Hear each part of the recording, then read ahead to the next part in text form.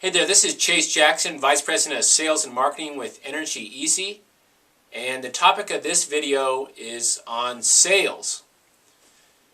Now, selling is a critical aspect of everything that we do, whether it's selling ourselves to our friends or girlfriend or boyfriend or husband or wife, or whether it's selling our products and services to our prospects and customers. If we're a decision maker or a leader of an organization, it's selling our direction and ideas and strategic vision to our followers and the people below us. Or if we're an employee in a large company, it's selling our capabilities and work ethic and our ideas to the people above us with the hopes of moving up the corporate ladder. Everything we do is about selling. And the reason I really love sales is that sales is all about creative verbal exchange. Brand new. We've entered an economic era where your professional path is going to be largely determined by the personal brand that you develop. And there is no industry that is more affected than by this brand new concept than the sales industry. Because as long as the product or service that you're providing has some sort of economic value to the customer or prospect, then whether they decide to buy or not is largely going to be determined by how much they like you, how much they like your brand, and how much trust that they have in your brand.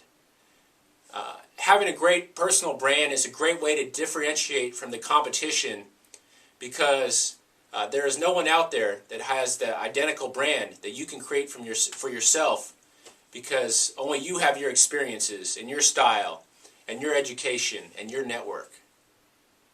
So how do you create a successful brand you? Master something. You want to be able to have a skill that sets yourself apart, whether it's professionally, socially, or personally. Network. We always hear about the importance of networking, and this is no different when developing your personal brand. Because by creating a successful personal brand, when you go to a networking event, the people you meet there, they're going to be like, you know what, I really liked Alejandro. I want to know what he's about. And this is a great way to really market your product or service that you're selling just by marketing yourself. Because when they look at Alejandro and they look at his LinkedIn page and see what he does, they see that he sells this really cool product or service, and we should give him a call. Also, be able to change course on a dime. Every day, our brain is going to be developed, and we're going to be facing challenges and obstacles.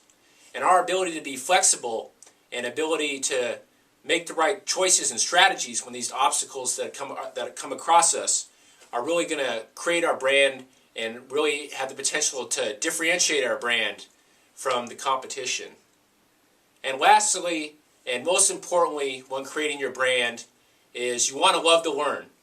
You want to be continuously learning new things, new ideas, new sales strategies, new art forms, new whatever your interests are. You just want to be learning, because what that does is it keeps your brand moving, it keeps it shifting, and it keeps it adapted with the times. Your personal brand may be great right now, but if you just stay stagnant with that personal brand, 2 years from now, that brand's going to be played out. So, brand new is critical to the key of success of sales, which brings me to Wiz Khalifa. Wiz Khalifa is a globally renowned music entertainer who has millions of fans all over the world. He has artists from all different types of genres, all hoping to collaborate with him. And when you listen to his music, he says the same thing on he says the same 8 bars on every verse that he does. He talks about the marijuana that he smokes and how good it is.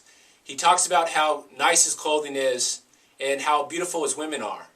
So why do people all around the world love Wiz Khalifa? It's because they love the brand that he has created for himself. Brand new. So how do you create creative verbal exchange with prospects and customers that you don't know very well? Questions. Questions are what sets the tone and perception of your prospects and buyers. The number one rule in asking questions when dealing with a prospect or customers: don't say "how are you?" Don't say "how you're doing." That question does not count. Get it out of your vocabulary. It's not going to work. So what questions do we ask? You want to ask questions that qualify needs. You want to ask questions that make the prospect or customer think. You want to ask questions to the prospect about their personal or professional goals.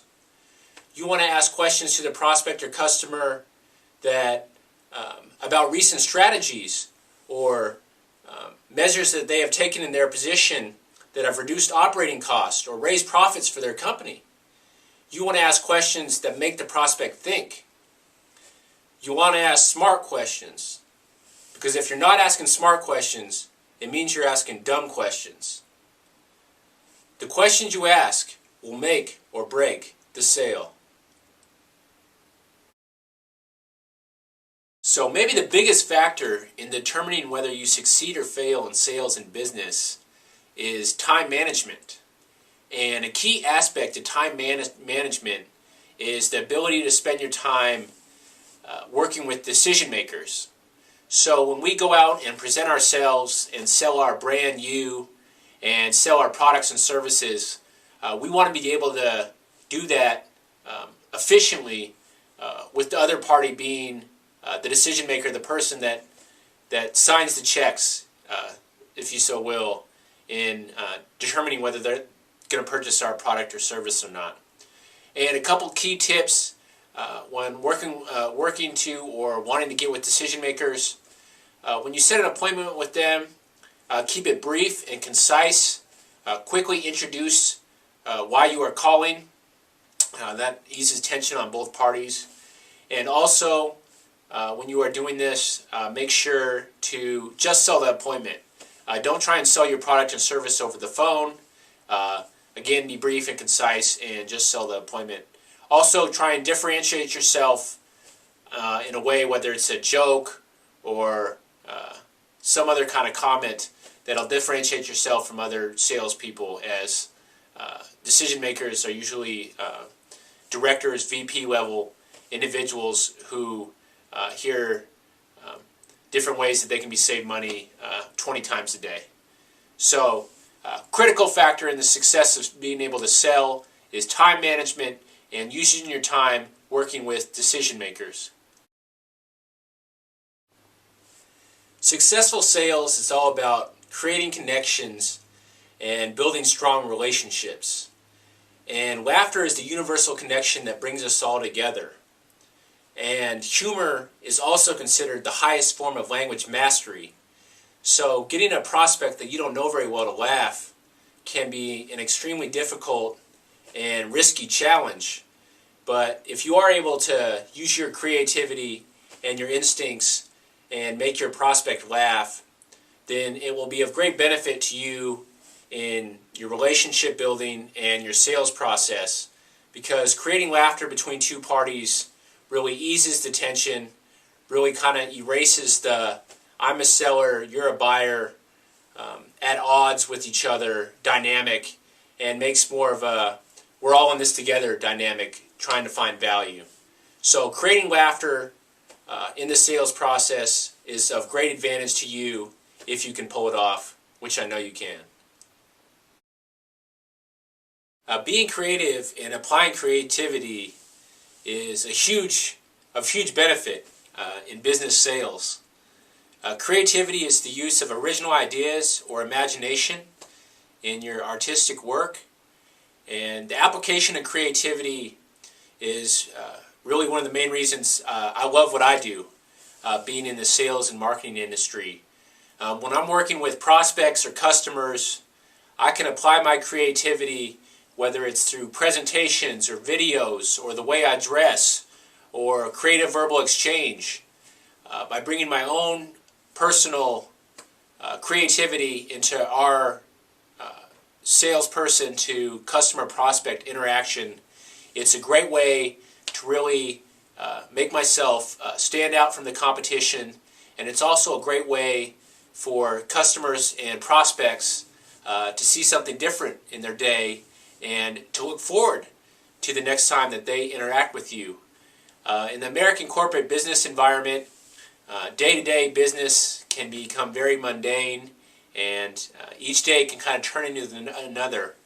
And as a salesperson, the ability to apply creativity and to bring something different to the table that your customer or prospect was not expecting to see today, but something that makes him or her better, makes them more curious about what you have to offer, is really of significant benefits to you in the sales industry.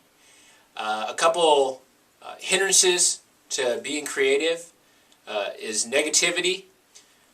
To be fully effective and efficient in all your creative beliefs and systems, you want to be positive throughout your day. On a positive to negative scale, you want to have at least 3 positive thoughts for every 1 negative thought. And also self-belief and confidence. Don't be afraid to throw stuff out there, and if it doesn't stick against the wall, then throw something else. Again, creativity is about original ideas and or imagination. So this is about doing things that have not been done before. So apply your creativity, be who you are, don't be afraid, and if it sticks, it sticks. If it doesn't, it doesn't. We're going to learn from it, and we're going to do something else. When you are in the sales industry, you are the king or queen of your own universe. You are in charge of how you spend your time. You are in charge of how much money you make. You are in charge of the relationships that you develop and cultivate. You are in charge of your brand. You are in charge of how you present that brand. And in sales, it's really important to embrace the unknown. Each time you meet with the prospect, whether by phone or at a networking event, you don't know if you're going to get anything out of it, whether it's relationship-wise or financial gain, and you don't know when it's going to end or if it's going to end. If I make a cold call on a potential large prospect, he could hang up on me and it could end right there. Or he could agree to my appointment and I could do a presentation and he could say, I really enjoyed your presentation, but thanks, but no thanks. Or after my presentation, he could say, you know, I want to talk to a fellow decision maker and we'll get back to you. And they could say no at that point. Or he could talk to that fellow decision maker. I could come back and present again, do another great presentation, and they could both nod their heads with excitement and say, you know what, we really want your product or service, let's do a deal. So it's really critical when you're in the sales industry to embrace the unknown. Think about it like jumping out of an airplane.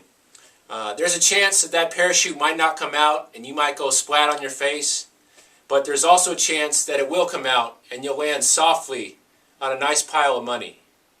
In sales, you are the king or queen of your own universe.